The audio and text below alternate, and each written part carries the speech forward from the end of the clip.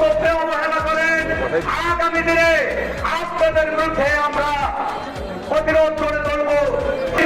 এই ইসরায়েলের বিরুদ্ধে আমাদের প্রতিরোধ এবং প্রতিবাদ করবার জন্য সেই সাথে আহ্বান জানাতে চাই বিশ্বের সকল ধর্মপ্রাণ মুসলমান রাষ্ট্রগুলিকে, আপনারা নিশ্চুপ থাকবেন না।